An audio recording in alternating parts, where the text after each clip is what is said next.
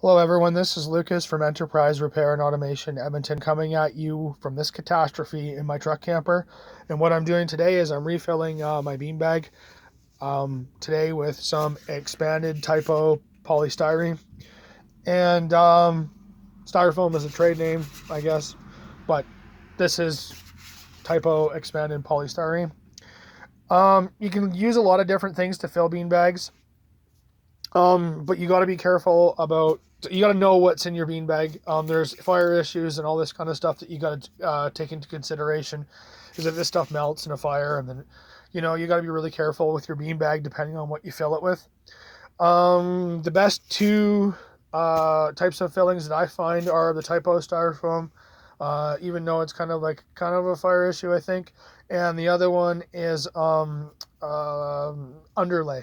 Underlay is actually the coolest, but it's heavy. Um, all I do is I just hand sew a queen size sheet in half, and I can't use the sewing machine. I can fix sewing machines, but I can't use them.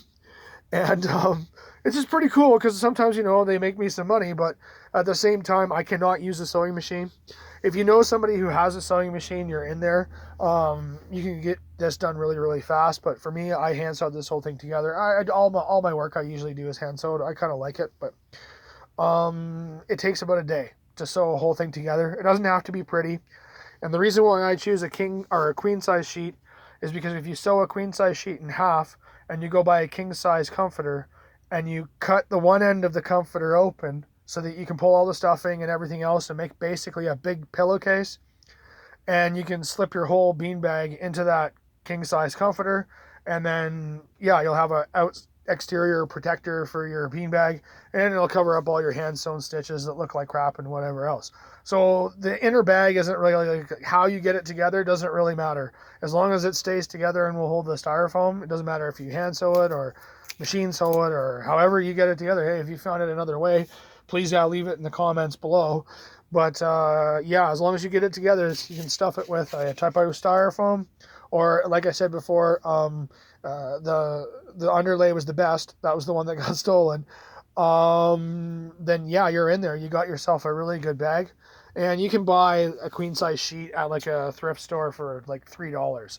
So this isn't something that's going to cost you a lot of money, and all the stuff is free. It's like people toss this stuff. It's just you're helping the environment by reusing it, and they're very comfy. Like this is extremely comfy. It's extremely warm. I'm topping it up right now because with the typo expanded polystyrene, it does get compressed over time for use sitting on it, but it will get to a point where it's good. Like you don't need to add anymore. With underlay, you won't get that. It works really, really well. If you're in an apartment setting, underlay is probably your best way to go. If you can find some underlay cutoffs, you're in there. For long term, and it's really good. And your cover is really good if you get it like a cover. Like I got a jean. Sorry, pardon the wax that got spilled on there. But if you have like a jean, or if you have like some kind of canvas or heavy material for your comforter or duvet that you pull all your stuffing out of to use as a pillowcase, you can spray it with things like Scotchgard and all this other stuff, which will keep liquids and all that kind of stuff from getting into the bag. So that was kind of like my idea with the jean comforter here, and then I'm going to hollow it out and then put this inside of it and then Scotchgard the whole thing down, and then that way my kid doesn't get his yuck all over it all the time. So again, this is Lucas from Enterprise Repair and Automation Edmonton coming at you from my truck camper today. You can make a beanbag for almost nothing if you just want to put the work in, and in the end, you get a really, really, really good product, and it'll be something you'll enjoy for days and days. And I love my beanbags. Other people love them enough too that they stole them. So if you like this video, please give me the thumbs up and subscribe, and I'll definitely be back with some more.